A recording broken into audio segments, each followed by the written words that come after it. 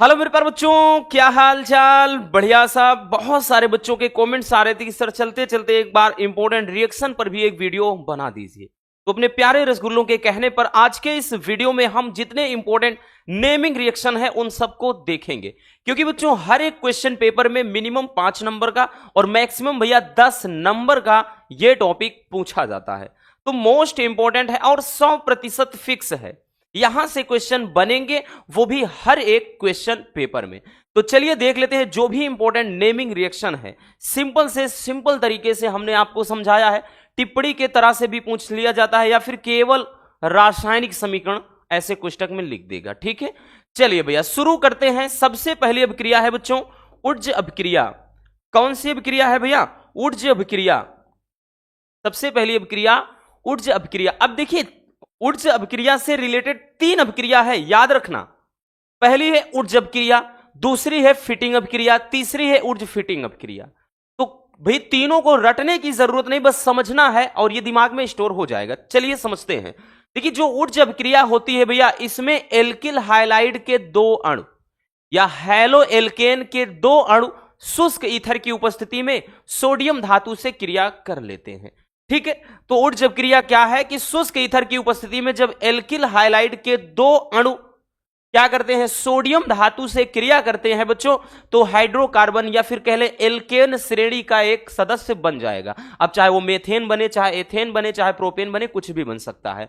इस अभिक्रिया को ही अपन क्या बोलते हैं, ऊर्ज अभिक्रिया कहते हैं। आई बात समझ में? तो भैया जब टिप्पणी के रूप में पूछेगा कि टिप्पणी लिखिए, तो आपको ये पूरा लिखना पड़ेगा भैया। लेकिन देगा अगर जैसे लेगा कि भैया निम्न अभिक्रिया के बारे में समझाए, कोष्टक में दे देगा केवल रासायनिक समीकरण लिखना, तब आपको केवल और केवल अभिक्रिया लिखना होगा। ठीक, समीकरण। चलिए तो भाई क्या है, एल्किल हाइलाइड। अब एल्किल हाइलाइड चाहे आप आर एक्स के रूप में ऐसे लिख दें, या आर का मतलब हमने बताया ना, चाहे मेथिल एथिल प्रोपिल, आपकी मर्जी। ठीक, मेथिल एथिल प्रोपिल, आप आर की जगह कुछ भी रख दो, और एक्स की जगह चाहे सीएल रख दो, चाहे बी आर रख दो, चाहे आई रख दो। ठीक, यानी हैलोजन तत्व। अब तो समझ में आ गया होगा। तो हम एल्किल हाइलाइड का एक सदस्य ले लेते हैं। तो एल्किल हाइलाइड का एक सदस्य ले लिया भैया, जैसे यहां पर मान लेते हैं कि CH3Cl एल्किल हाइलाइड का एक अणु हो गया। लेकिन यहां पर बोल रहा है एल्किल हाइलाइड के 2 अणु लेना है, तो एक और ले लेते हैं भैया CH3Cl। 2 अणु हो गए। अब इसकी क्रिया अपन किससे करा देते हैं, सोडियम धातु से। तो मतलब समझ में आ गया, एल्किल हाइलाइड के 2 अणु जब सोडियम धातु से क्रिया करते हैं, वो भी भैया कह रहा है कि कहां, शुष्क ईथर की उपस्थिति में। तो ये सब चीज लिखना पड़ेगा। शुष्क ईथर की उपस्थिति में जब ये बच्चों आपस में क्या करते हैं, रिएक्ट करते हैं, तो इनकी जब क्रिया होती है तो क्या बन जाता है, हाइड्रोकार्बन, जिसमें हाइड्रोजन और कार्बन अकेले हो, या हम कह लें कि एल्केन बन जाएगा। जैसे CH3 यहां से निकाल लो, CH3 यहां से, तो या ये CH3 और CH3 हो गया। अब बच्चों Na है और Cl है, तो भैया यहां पर NaCl निकल गया। क्या निकल गया बबुआ, NaCl। अब लेकिन एक चीज ध्यान देना, ये समीकरण संतुलित है नहीं। वो इसलिए बच्चों यहां Cl है एक, यहां Cl, तो क्लोरीन इधर कितने हैं, 2 हैं। अपन क्या करेंगे, इधर 2 लगा देंगे बच्चों, तो अब 2 सोडियम भी हो गया। बट यहां पर ध्यान दीजिए तो एक ही सोडियम है, तो यहां पर भी अपन क्या कर देंगे, 2 जोड़ देंगे। ठीक, तो हो गया। या फिर इसको ऐसे लिख देंगे भैया, ये CH3 या इसको C2H6, नाम क्या हो जाएगा, एथेन। क्या हो जाएगा भैया, एथेन हो जाएगा। ठीक है, क्योंकि 2 कार्बन है तो 2 पे एथ होता है, तो एथेन हो गया।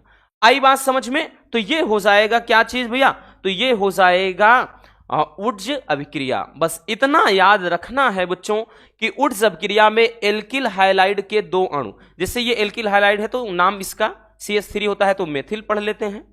बाकी Cl है तो क्लोराइड, तो मेथिल क्लोराइड।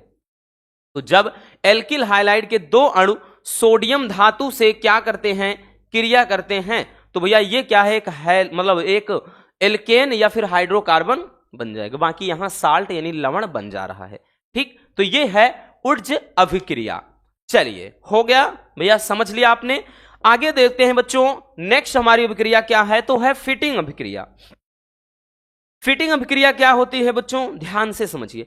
उड्ज अभिक्रिया में हमने बताया हैलो एल्केन या एल्किल हाइलाइड के दो अणु सोडियम धातु से क्रिया करते हैं शुष्क ईथर की उपस्थिति में।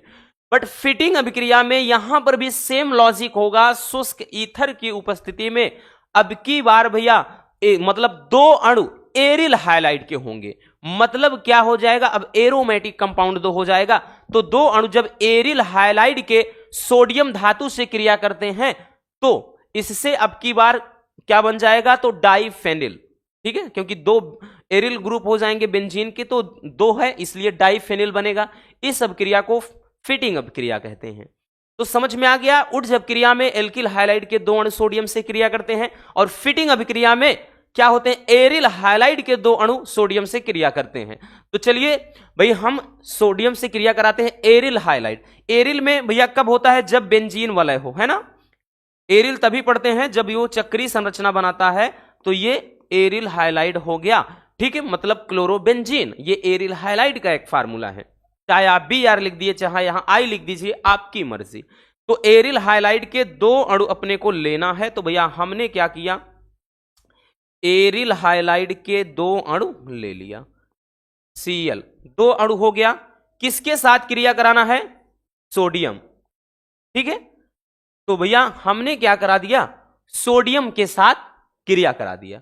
अब बच्चों अगर सोडियम के साथ भैया क्रिया कराएंगे तो किसकी उपस्थिति में, तो शुष्क ईथर की उपस्थिति में। शुष्क ईथर की उपस्थिति में यहां भी सेम लॉजिक होगा। बट अब की बार क्या बन जाएगा, जहां वहां पे भैया CH3 था तो हमने दोनों को ऐड कर दिया। अब की बार यहां पर बेंजीन वाला वलय जुड़ जाएगा, तो मतलब यहां पर अब की बार क्या बन जाएगा भैया, ये दोनों अपन ऐड कर देंगे। तो अब की बार बन जाएगा ये डाइफेनिल। क्या बन जाएगा भैया, डाइफेनिल बन जाएगा।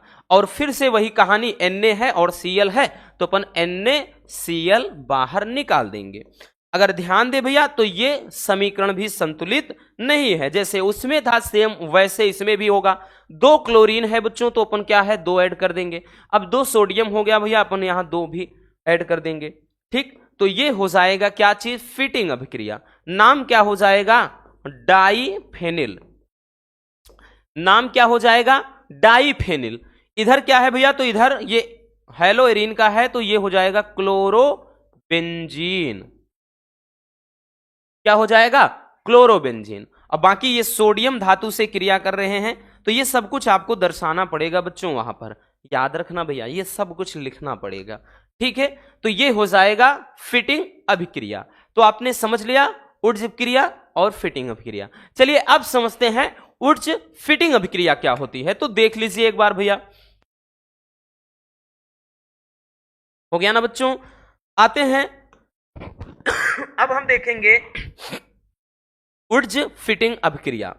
देखिए अब तो नाम से समझ जाइएगा, उड्ज अभिक्रिया में एल्किल हाइलाइड के दो अणु हमने सोडियम से क्रिया कराया, फिटिंग अभिक्रिया में एरिल हाइलाइड के दो अणु को सोडियम से क्रिया कराया।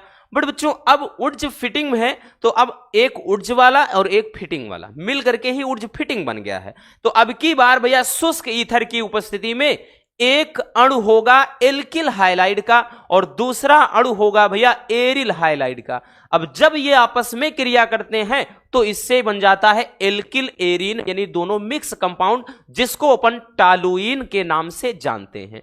ठीक, तो लिखेंगे कि शुष्क ईथर की उपस्थिति में जब एक अणु एल्किल हाइलाइड तथा एक अणु एरिल हाइलाइड सोडियम धातु से क्रिया करते हैं तो एल्किल एरीन, जिसको हमने बताया ना टालुइन कहते हैं, ये प्राप्त होगा। इस अभिक्रिया को ही भैया उड्ज फिटिंग अभिक्रिया कहते हैं। चलिए देखते हैं बच्चों, अब की बार भैया हमने क्या बताया, एक एल्किल हाइलाइड का, तो जैसे CH3Cl, तो भैया हमने CH3Cl एल्किल हाइलाइड का एक अणु ले लिया। अब एक अणु एरिल हाइलाइड का ले लेते हैं बच्चों, एक अणु क्या करते हैं भैया, एरिल हाइलाइड का ले लेते हैं, तो यह क्लोरोबेंजीन हो गया। अब इसकी भी क्रिया सोडियम धातु से ही कराएंगे। ठीक, तो एक एल्किल हाइलाइड का एक एरिल हाइलाइड का, और इसकी क्रिया सोडियम धातु से कराएंगे शुष्क ईथर की उपस्थिति में। शुष्क ईथर की उपस्थिति में कराएंगे बच्चों, तो क्या बन जाएगा भैया, ध्यान से समझिए। अब की बार कह रहा है कि एल्किल एरीन, मतलब दोनों मिला कंपाउंड, यहां से CH3 निकालिए और यहां पर बेंजीन वाला स्ट्रक्चर, तो यहां पर ये बन जाएगा भैया एल्किल और एरीन दोनों मिक्स हो जाएगा। तो ये तो एरीन वाला है, यहां CH3 ऐड कर दीजिए, एल्किल एरीन, या इसी को कहते हैं टालुइन। जब बेंजीन पे CH3 ऐड होता है टालुइन कहलाता है वो। ठीक है, अब बचा क्या भैया, यहां Cl है, Na है, तो ये NaCl।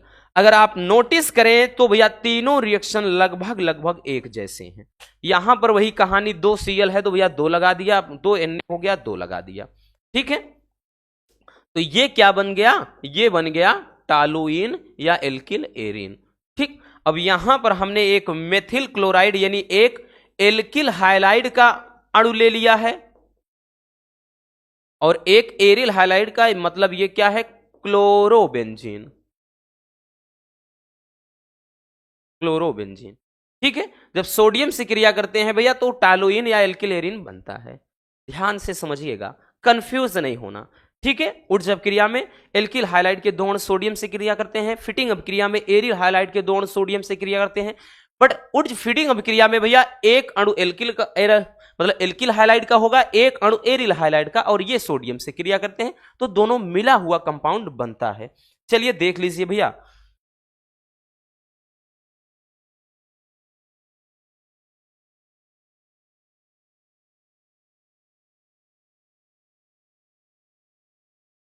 समझ लिया। चलिए आगे देखते हैं। अब आ जाएगा भैया आपका हुंसडीकर अभिक्रिया क्या है। हुंसडीकर अभिक्रिया किसे कहते हैं, अगर इस पे आ गया टिप्पणी, इंपॉर्टेंट है, जितने भी हैं 100 में 100% पूछे जाने वाले हैं भैया। फिर से बता देते हैं, इन टॉपिक के बारे में भैया कंफ्यूज मत होना और इन टॉपिक पर कभी शक मत करना, क्योंकि सेकंड फिजिक्स में, सॉरी सेकंड केमिस्ट्री में इन्हीं का बोलबाला होता है। तो नेमिंग रिएक्शन तो हर एक पेपर सेट में पूछे जाने हैं, श्योर है। ठीक है, तो हम आपके 10 से 12, यहां पर 12 से 13 बता देंगे, ताकि आप अच्छे से तैयार कर लो। मैं तैयार क्या, एक बार देखने की जरूरत है, तो तैयार तो आपने किया ही है। ठीक है, फिर भी लास्ट टाइम देख लेते हैं। तो हुंसडीकर अभिक्रिया क्या है, तो CCl4 यानी कार्बन टेट्राक्लोराइड की उपस्थिति में जब वसीय अम्ल के सिल्वर लवण को क्या करते हैं, क्लोरीन या ब्रोमीन के साथ गर्म करते हैं, तो एल्किल क्लोराइड या एल्किल ब्रोमाइड बनता है। इस अभिक्रिया को हुंसडीकर अभिक्रिया कहते हैं। चलिए देखते हैं भैया क्या कर रहा है कि भैया वसीय अम्ल के सिल्वर लवण, जैसे यहां ले लेते हैं एक CH3COO, ये वसा कहलाएगा। ठीक है, जब H लगा देते हैं तो ये कार्बोक्सिलिक एसिड बन जाता है, तो यहां पर Ag लगा दिया, वसीय अम्ल के सिल्वर लवण कह रहा है। इनकी क्रिया भैया किसके साथ, क्लोरीन या ब्रोमीन। ठीक, तो यहां पर जैसे हम ब्रोमीन एक ले लेते हैं, तो Br2 से हमने क्रिया करा दिया। अब Br2 से क्रिया करा दिया किसकी उपस्थिति में, CCl4 कार्बन टेट्राक्लोराइड की उपस्थिति में क्रिया करा दिया, तो क्या बनेगा, कह रहा है एल्किल क्लोराइड और या एल्किल ब्रोमाइड। भैया जब यहां पर आप ब्रोमीन ले लोगे तो एल्किल ब्रोमाइड बन जाएगा, क्लोरीन ले लोगे तो एल्किल क्लोराइड बन जाएगा। अब यहां पे चाहे आप C2H5COOAg लिए, चाहे आप CH3COOAg लीजिए, या C3H7COOAg करिए, तो मतलब चाहे आप यहां मेथिल एथिल प्रोपिल कुछ भी रखो, जरूरी नहीं कि CH3 ही रखो। ठीक, तो भैया जो वीक स्टूडेंट है इस बात को समझ जाइएगा। तो यहां पर CH3 निकालिए भैया, CH3 यहां का निकाल दिया, इस पे प्लस चार्ज होगा। अब उसके बाद यहां पर भाई क्या हो जाएगा, तो Br है तो Br जोड़ दीजिए, तो ये हो गया एल्किल ब्रोमाइड यानी मेथिल ब्रोमाइड। अब उसके बाद अगर आप देखें COO है तो भैया CO2 रिलीज हो जाएगा, और साथ में एक Br बचा है और ये Ag है, तो AgBr ये क्या हो गया, साल्ट हो गया, लवण। ठीक, तो ये आपका रिएक्शन हो जाता है। बाकी हमने कहा ना नाम भैया, तो नाम क्या हो जाएगा, ये हो जाएगा मेथिल ब्रोमाइड। ये कार्बन डाइऑक्साइड है, ये सिल्वर ब्रोमाइड है, तो ये क्या है, इसको पढ़ेंगे भैया इस सिल्वर एसीटेट। ठीक, क्योंकि CH3COO एसीटेट ही पढ़ा जाता है, सिल्वर ये एसीटेट। ठीक, ये ब्रोमीन के साथ हमने इसको क्या किया भैया, गर्म कर दिया है ब्रोमीन के साथ, तब ये आपका बन जाएगा मेथिल, आप मतलब ब्रोमाइड। ठीक है, जो भी रखेंगे, एथिल रखेंगे तो एथिल ब्रोमाइड, प्रोपिल रखेंगे तो प्रोपिल ब्रोमाइड, कुछ भी रखना। ठीक, याद रखना। चलिए भैया, हो गया ना। आगे देखते हैं बच्चों नेक्स्ट रिएक्शन को। हमारी अगली अभिक्रिया क्या है? अगली अभिक्रिया है भैया फ्रीडल क्राफ्ट अभिक्रिया। क्या है भैया? फ्रीडल क्राफ्ट अभिक्रिया। फ्रीडल क्राफ्ट अभिक्रिया क्या होती है कि निर्जल AlCl3 यानी एल्यूमिनियम क्लोराइड, निर्जल एल्यूमिनियम क्लोराइड की उपस्थिति में बेंजीन की क्रिया मेथिल क्लोराइड से कराने पर टालुइन बनता है। इस अभिक्रिया को फ्रीडल क्राफ्ट अभिक्रिया कहते हैं। सारे के सारे रिएक्शन मोस्ट इंपॉर्टेंट है, फिर से बता रहे हैं बच्चों। तो फ्रीडल क्राफ्ट अभिक्रिया में बेंजीन ले लेना है भैया, तो अपन क्या करेंगे? बेंजीन ले लेंगे। अब भाई बेंजीन की क्रिया क्या है कि मेथिल क्लोराइड से, तो जैसे CH3Cl मेथिल क्लोराइड से भैया हमने बेंजीन की क्रिया करा दिया। अब इसको जब हम इसकी क्रिया कराते हैं किसकी उपस्थिति में? तो निर्जल एल्यूमिनियम क्लोराइड यानी AlCl3 की उपस्थिति में जब इसकी क्रिया कराएंगे तो क्या बन जाएगा? तो भैया कह रहा है टालुइन बनेगा। यहां से बेंजीन निकाल दीजिए भैया, यहां से बेंजीन निकाल दीजिए बच्चों, और यहां पर CH3 ऐड कर दीजिएगा, ये CH3। अब क्या बचा? अगर आप ध्यान दे तो यहां पर हमने निकाला, यहां का H निकल गया, उसके स्थान पे CH3 जोड़ दिया, तो H बाहर निकला, एक Cl एक्स्ट्रा है, तो भैया HCl ये बन जाएगा।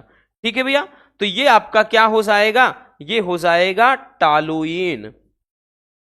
टालुइन हो जाएगा, ये हाइड्रोक्लोरिक एसिड या हाइड्रोजन क्लोराइड कह ले।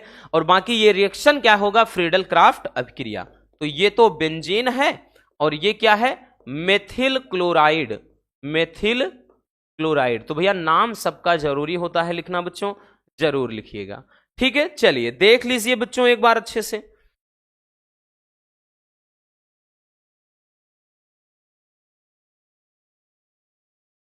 हो गया ना? चलिए आगे देखते हैं। नेक्स्ट है भैया विलियमसन संश्लेषण। ये भी मोस्ट इंपॉर्टेंट है, कभी कभार तो भैया ये 3-3 4-4 क्वेश्चन पेपर में ही पूछ लेता है। विलियमसन संश्लेषण क्या होता है कि जब धातु एल्काक्साइड को एल्किल हाइलाइड के साथ गर्म करते हैं तो ईथर प्राप्त होता है।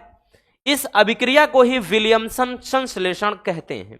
चलिए समझते हैं भैया। कोई भी एक धातु एल्काक्साइड ले लेते हैं, धातु एल्काक्साइड जैसे C2H5ONa, नाम हो गया सोडियम एथॉक्साइड, या फिर जैसे CH3 आप ONa ले लेते, इस तरह से सोडियम मेथॉक्साइड नाम हो जाता। तो कुछ भी रखिए, धातु एल्काक्साइड रहना चाहिए। ठीक है, धातु एल्काक्साइड मतलब वैसे इसका फार्मूला देखें तो RONa ये होता है। ठीक है, तो इसको ये धातु एल्काक्साइड बोला जाएगा। तो धातु एल्काक्साइड को एल्किल हाइलाइड, एल्किल हाइलाइड का कोई, एल्किल का मतलब वही CH3 चाहे C2H5 वो एल्किल है हो जाएगा। हाइलाइड में भैया चाहे क्लोरीन रख लो, चाहे ब्रोमीन रख लो, चाहे आयोडीन रख लो, इस तरह से। तो हमने यहां पे क्या किया? C2H5Cl ये एक एथिल क्लोराइड ले लिया। जब इसको अपन क्या करते हैं भैया? गर्म करते हैं।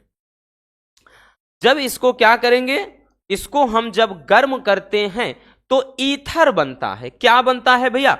ईथर बन जाएगा। मतलब C2H5 यहां से निकालिए, C2H5 यहां से निकालिए, और बीच में ये O है, तो C2H5O, और उसके बाद इधर भी C2H5।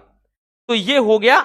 दोनों तरफ अगर देखें तो एथिल है, तो डाई एथिल ईथर इसका नाम हो जाएगा, साधारण नाम। ठीक है, डाई 2 बार है तो डाई हो गया, डाई एथिल ईथर। ठीक, अगर एक तरफ भैया जैसे यहां CH3 ले लेते तो भैया क्या हो जाता? मेथिल एथिल करके इससे नाम हो जाता।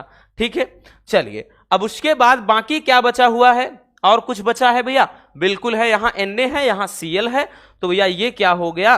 NaCl हो गया, यानी ये हो गया साल्ट या लवण। तो भैया ये क्या है? एक ईथर बन गया है। इधर क्या है? तो ये इसका नाम हो जाएगा सोडियम एथॉक्साइड। क्या है भैया? सोडियम एथॉक्साइड हो जाएगा। ये आपका क्या है? Ethyl chloride. क्या है भैया? एथिल क्लोराइड, एथिल क्लोराइड है। ठीक, वहां की ये क्या है, साल्ट है, लवण है, जिसको सोडियम क्लोराइड कहेंगे। देख लीजिए बच्चों जल्दी से।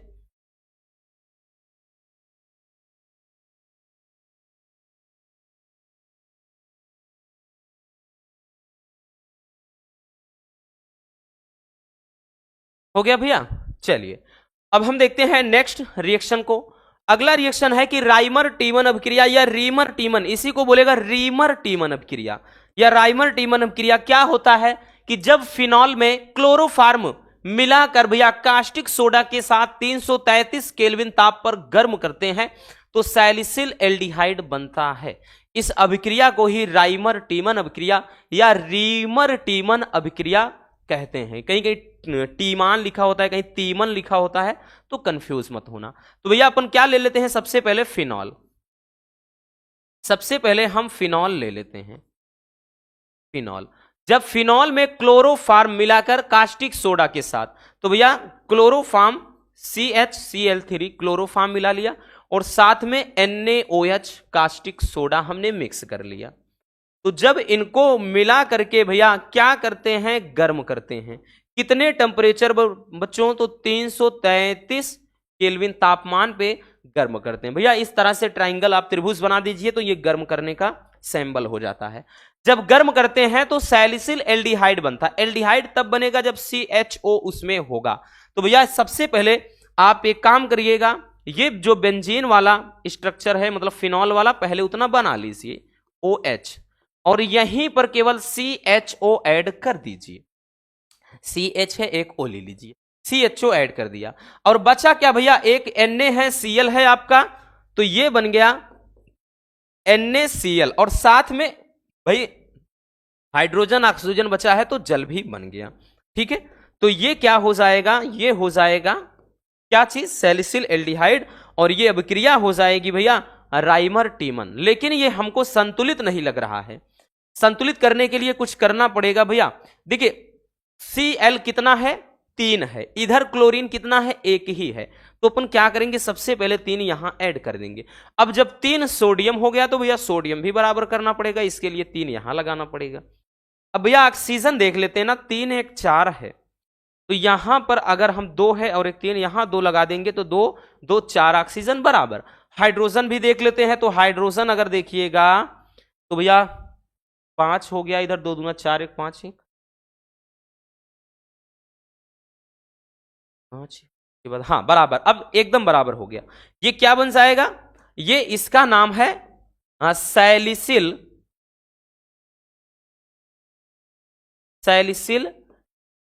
एल्डिहाइड। क्या है भैया, सैलिसिल एल्डिहाइड बन जाएगा। बाकी सोडियम क्लोराइड है वो जल है। यहां पर क्या है, आप क्षार है, कास्टिक सोडा, और यहां पे क्लोरोफार्म है, क्या है भैया, क्लोरोफार्म, और ये क्या है, फिनॉल है। ठीक, तो इस रिएक्शन को अपन बोल देते हैं राइमर टीमन रिएक्शन या फिर रीमर टीमन अभिक्रिया। ठीक, आई बात समझ में। चलिए बच्चों देख लीजिए भैया एक बार।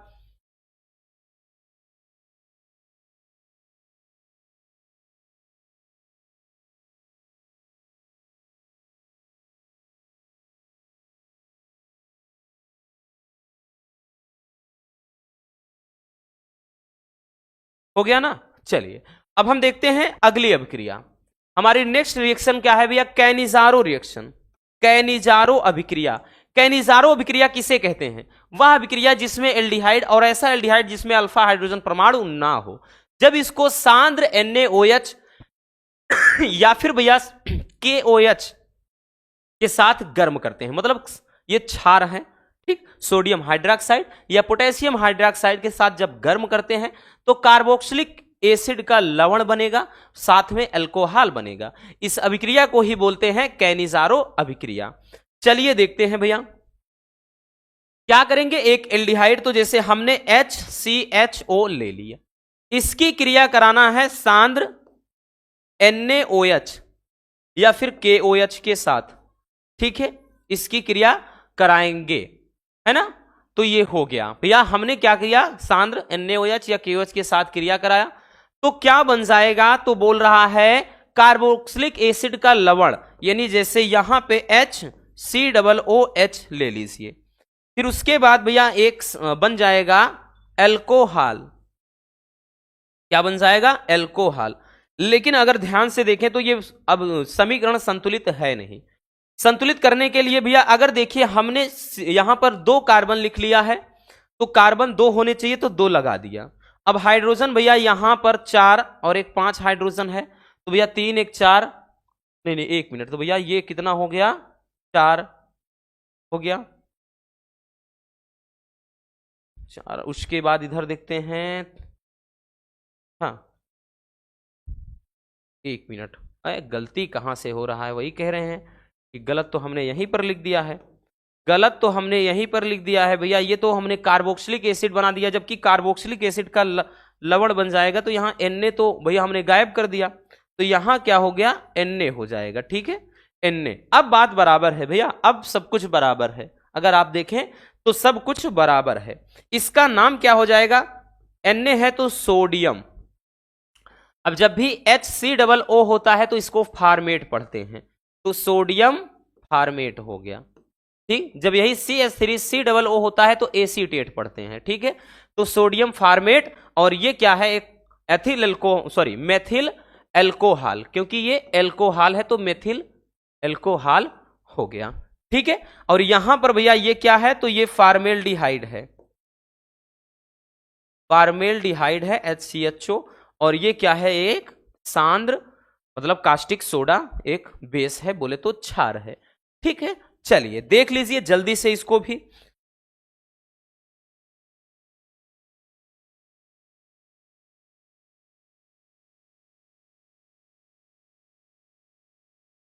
हो गया ना? चलिए अब आगे देखते हैं नेक्स्ट रिएक्शन को। अगली अभिक्रिया है भैया कि एल्डोल संघनन। एल्डोल संघनन क्या है? यह भी बहुत ज्यादा पूछी जाने वाली रिएक्शन है कि एल्डोल संघनन किसे कहते हैं भैया? ऐसे एल्डिहाइड या फिर हम कह लें कीटोन जिसमें अल्फा हाइड्रोजन परमाणु उपस्थित हो, जब ये तनु अम्ल या क्षार की उपस्थिति में भैया संघनित होकर के एल्डोल बनाते हैं तो उसे एल्डोल संघनन कहते हैं। तो जैसे यहां पर हम एल्डिहाइड से बनाते हैं, तो जैसे एल्डिहाइड का CH3CHO, ठीक, हमने क्या किया? एक एसिड एल्डिहाइड ले लिया, ठीक, तो एल्डिहाइड के 2 अणु को ले लिया, एल्डिहाइड के हमने 2 अणु को ले लिया। अब इसकी भैया क्रिया कराएंगे किसकी उपस्थिति में? तो भैया तनु, NaOH रहेगा या HCl, तनु। ठीक, अम्ल या क्षार की उपस्थिति में भैया जब ये क्या होते हैं? संघनन इनका होता है, तो संघनन होकर के ये संघनित होकर के एक मिला जुला कंपाउंड बनाते हैं जिसको एल्डोल नाम दिया गया है। ठीक है, तो एल्डोल बनाते हैं, तो यहां से CH3CH, अब देखिए CH3CH है भैया, CH यहां तक ले लिया, ठीक है, CH। अब उसके बाद यहां का एक O और यहां का एक H निकाल के ये OH बना देते हैं। बाकी अब बचा क्या? यहां CH2CHO, तो भैया CH2CHO इसका नाम ही। ये तो और भी आसान रिएक्शन है, इसमें कुछ नहीं किया गया, CH3CH। अब इसके बाद ये वाला जो O है यहां के एक H से भैया संयोग करके संघनित होकर के OH बना रहा है ग्रुप, तो बाकी जो बचा कुचा है वो हमने प्लेस कर दिया। इसका नाम हो जाएगा एल्डोल। क्या हो जाएगा भैया? एल्डोल। ठीक है, तो ये अभिक्रिया क्या हो जाएगी? एल्डोल संघनन हो जाएगा। चलिए जल्दी से इसको भी देख लीजिए।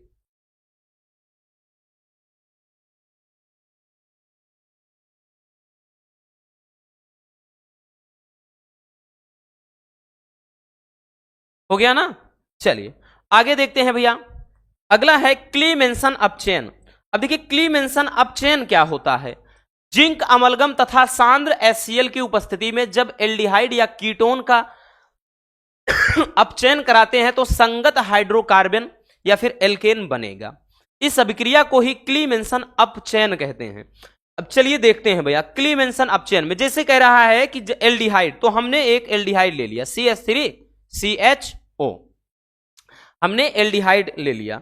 अब एल्डिहाइड का भैया क्या कराना है? अपचयन कराना है, और अपचयन का मतलब होता है हाइड्रोजन का जुड़ जाना, यानी हाइड्रोजन से क्रिया कराना भैया। किसकी उपस्थिति में? तो भैया कह रहा है जिंक अमलगम, जिंक और यहां पे HG, भाई Hg जो पारा है वही अमलगम बनाता है, और या फिर भाई तथा इसके साथ में क्या होगा, सांद्र HCl होगा। जब ये इसकी उपस्थिति में ये इनका अपचयन होता है तो क्या बनता है, हाइड्रोकार्बन। क्या बनता है, हाइड्रोकार्बन। तो यहां से CH3 और CH3 निकाल लीजिए, और साथ में भैया H2O है बचा, तो इसको भी प्लेस कर दीजिए। ठीक, अब देखिए इसको संतुलित करिएगा। संतुलित करने के लिए क्या करना पड़ेगा भैया, अगर हम नोटिस करें तो 3 और 3 6 2 8 हाइड्रोजन, तो यहां 3 1 4 है, तो भैया अगर यहां 4 होगा तो 8 बराबर हो जाएगा।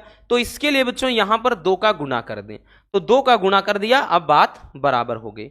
ये क्या है, तो भैया ये आपका है क्या कहते हैं, 2 कार्बन है तो 2 पे एथ होता है, तो एथेन हो गया। क्या हो गया, एथेने लिख दिए भैया, एथेन। और बाकी ये क्या है, हाइड्रोजन है, और यहां पर भैया आपका ये एल्डिहाइड है एक। तो ये अभिक्रिया क्या कहलाएगी, क्लीमेंसन अपचयन। ठीक है, चलिए जल्दी से इसको भी देख लीजिए।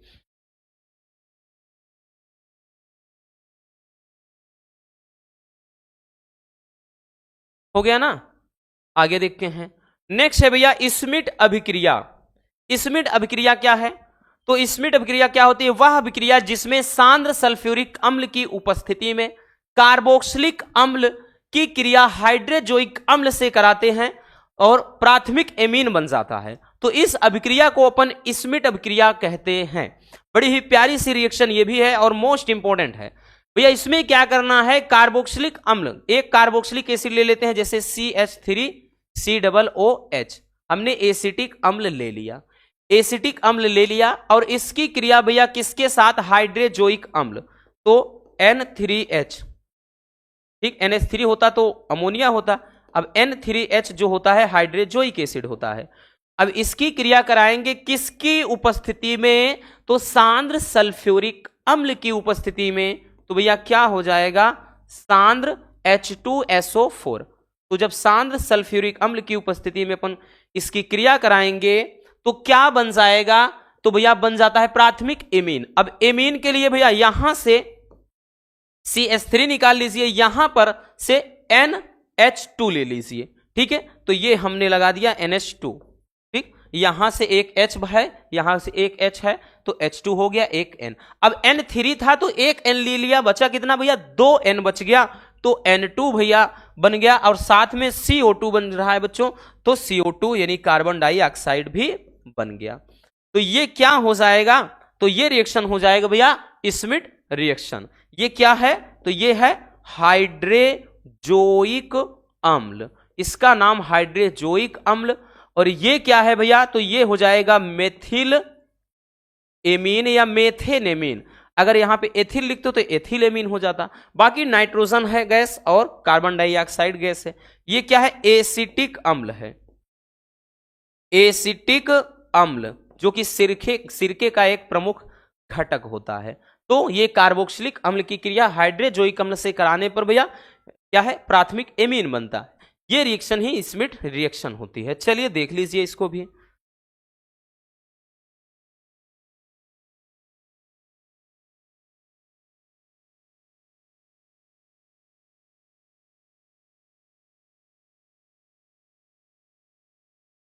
हो गया ना, चलिए आगे देखते हैं। अगला रिएक्शन कार्बिल एमीन अभिक्रिया। भैया ये अभिक्रिया तो बहुत बहुत बहुत ज्यादा इंपॉर्टेंट है। प्रीवियस ईयर में बच्चों ये 3 से 4 पेपर में पूछा था। अब ऐसा नहीं कि उसी साल, उसके पहले भी बहुत ज्यादा पूछा गया है। ठीक, थोड़ा डिफिकल्ट बच्चों को लगता है बट आसान है, इतना डिफिकल्ट है नहीं। कार्बिल एमीन अभिक्रिया होती क्या है, वह अभिक्रिया जिसमें एलिफैटिक या एरोमेटिक एमीन, अब चाहे आप बेंजेन एमीन वाला लिख लीजिए यानी बेंजीन वाला, चाहे आप एथिल एमीन वाला लिख लीजिए, एथिलेमीन मतलब मेथिलेमीन, प्रोपिलेमीन, तो चाहे आप एलिफैटिक एमीन लीजिए या एरोमेटिक एमीन। तो जब भैया वही कह रहा है कि एलिफैटिक या एरोमेटिक एमीन को एल्कोहलिक KOH तथा क्लोरोफार्म के साथ जब गर्म करते हैं तो आइसोसाइनाइड प्राप्त होता है।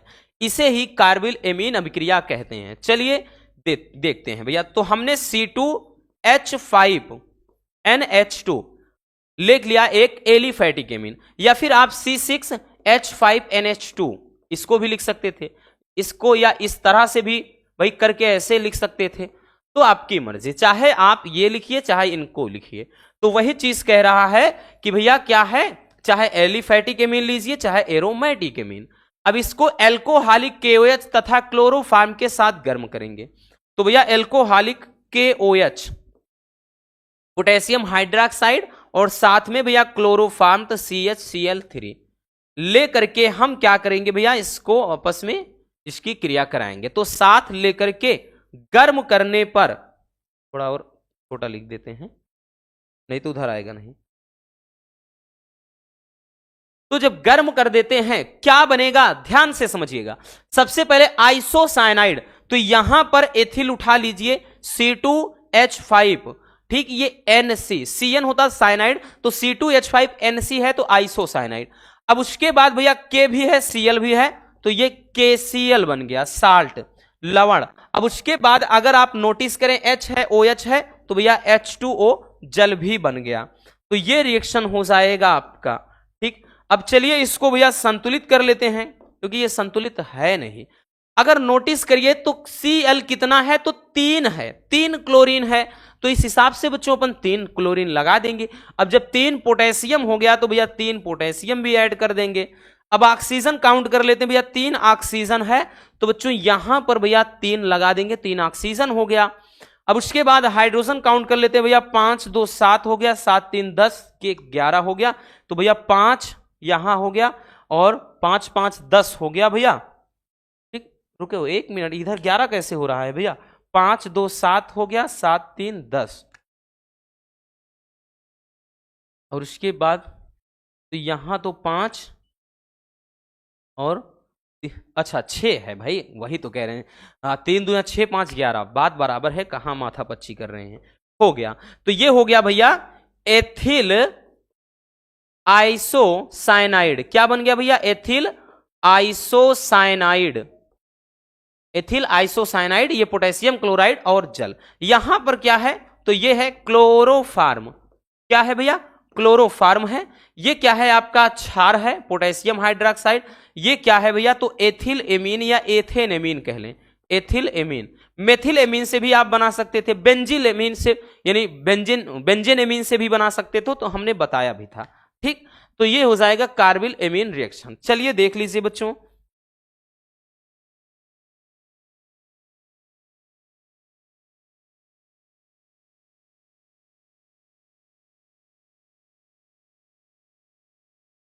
हो गया भैया। चलिए नेक्स्ट रिएक्शन देखते हैं। अगली अभिक्रिया क्या है, हाफमान ब्रोमेमाइड अभिक्रिया, और ये रिएक्शन भी भैया बहुत बहुत ज्यादा इंपॉर्टेंट है इस चैप्टर में, यानी एमीन वाले में आपके 3 ही रिएक्शन है लेकिन बहुत ज्यादा पूछे जाते हैं। पहला स्मिथ अभिक्रिया देख लिया, दूसरा कार्बिल एमीन, अब ये बचा हाफमान ब्रोमेमाइड। चलिए देखते हैं हाफमान ब्रोमेमाइड क्या होता है। जब एमाइड की अभिक्रिया ब्रोमीन या फिर प्रबल क्षार के साथ, मतलब ब्रोमीन तथा प्रबल क्षार के साथ कराई जाती है, तो भैया क्या बन जाता है, यह बन जाता है प्राथमिक एमीन। इस अभिक्रिया को हाफमान ब्रोमेमाइड अभिक्रिया कहते हैं। जिससे भैया हम कोई क्या लेते हैं, एमाइड, C2H5 CONH2, CONH2 जहां लगा होता है वो एमाइड होता है, तो ये एसिड एमाइड या एसीटामाइड हो गया। इसकी क्रिया भैया कह रहा है कि ब्रोमीन, तो हमने क्या किया बच्चों, Br2 से क्रिया करा दिया, और प्रबल क्षार तो यहां पे NaOH या KOH आप ले लीजिए, तो ये एक प्रबल क्षार हो गया। जब इसकी क्रिया अपन कराएंगे भैया तो क्या बन जाएगा, तो बोल रहा है कि भाई क्या बनेगा, एक प्राथमिक एमीन बन जाएगा। यहां से C2H5NH2 लिख लीजिए, यानी C2H5NH2 निकाल दिया। अब अगर नोटिस करिए आप तो भैया क्या बन जाएगा, एक बन जाएगा KBr, और साथ में और Br बचा है, तो उसके बाद आपका क्या बच जाएगा, तो ये K2CO3 बन जाएगा, और HOH बचा है तो साथ में ये जल हो गया, ठीक है। तो ये क्या हो जाएगा, आपका रिएक्शन हो जाएगा। लेकिन संतुलित नहीं है तो भैया संतुलित कराना पड़ेगा बच्चों।